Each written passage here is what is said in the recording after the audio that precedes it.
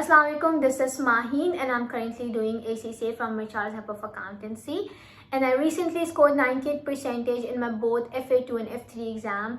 And honestly speaking, all the credit goes to Sir Mustafa Mirchawalas because the way he teaches is just so amazing.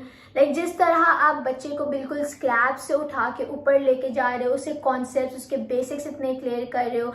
Because let me tell you this कि आपका जो पूरा paper है ना वो आपके concepts पे based है. लाइक सामने मोटे टॉपिक्स और महंगे टॉपिक्स नहीं कर लेने, आपने उसका कॉन्सेप्ट समझना है, वो क्यों हो रहा है, किस वजह से हो रहा है, उसकी बैक स्टोरी पे जाओ. सही है. अच्छा, also make sure that you cover the whole syllabus.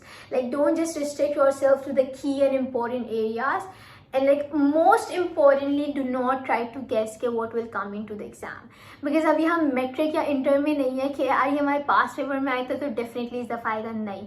Also जो ना अगर आपके क्लास फेलोज ने जल्दी एग्जाम दे दिया आपसे पहले, आप उनसे हाँ ज़रूर पूछ सकते हो ये क्या आया था एग्जाम में, लाइक आइडिया ले लो. बट सिर्फ वही टॉपिक नहीं करना जो आपके क्लास फेलो या क्लासमेट्स एग्जाम्स में आया था, बिकॉज आपका जो हर पेपर होता है ना वो डिफरेंट होता है. और हो सकता है कि उनके पेपर में सस्पेंस अकाउंट के क्वेश्चन ज़्यादा आ गए थे और आपके में डिप्रिसिएशन आया था, आपने सस्पेंस अकाउंट पक्का कर लिया था और डिप्रिसिएशन को इतना पक्का नहीं किया था. तो don't do that. Her topic को उतना ही टाइम देना जितना हर दूसरे टॉपिक को दे रहे हो. सही है. ऑल्सो अपनी जो ना प्रैक्टिस बहुत अच्छी करनी है, सिर्फ किट्स और स्टडी टेक्स्ट नहीं करनी. आपने इंटरनेट पे रिसर्च करनी है, क्वेश्चंस ढूंढो, क्वेश्चंस की प्रैक्टिस बार बार करते जाओ, बिकॉज उससे आपके कॉन्सेप्ट बहुत अच्छे क्लियर होंगे. अच्छा, secondly do not just read the textbook. आपके जो कीवर्ड्स है ना, important words, important definition, like assets की डेफिनेशन, लाइबिलिटीज की definition, we already know what assets and liabilities are, लेकिन वो डेफिनेशंस याद करनी है बिकॉज वो इंटरनेशनल अकाउंटिंग स्टैंडर्ड्स ने वो डेफिनेशंस आपको दी हुई हैं. तो आपको word to word just learn it by your heart.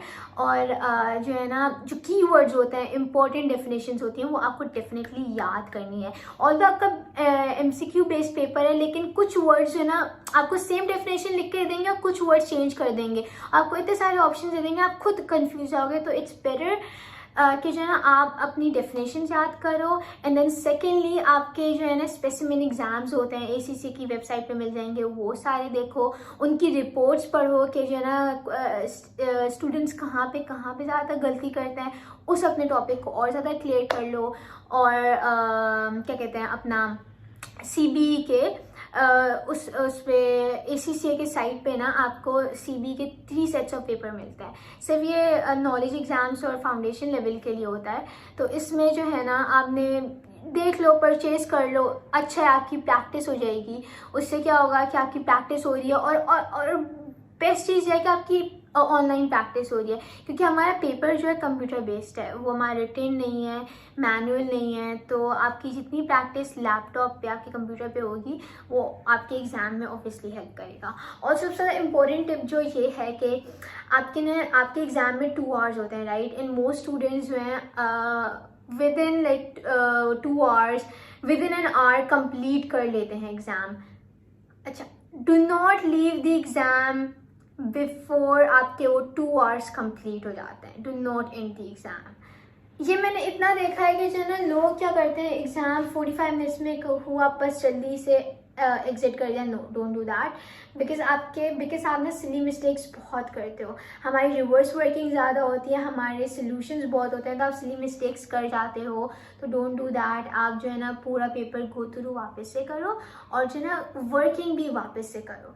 सही है. फिर आपने मैच करो अपना आंसर कि आपका फर्स्ट ऑप्शन जो था आपने वो सही ही किया है या इस दफ़ा आपका थोड़ा चेंज आ रहा है. तो ऑब्वियसली आपको ये हेल्प करेगा. And then again, I can never ever thank Sir Mustafa enough. Thank you, sir. Thank you, honestly. Thank you.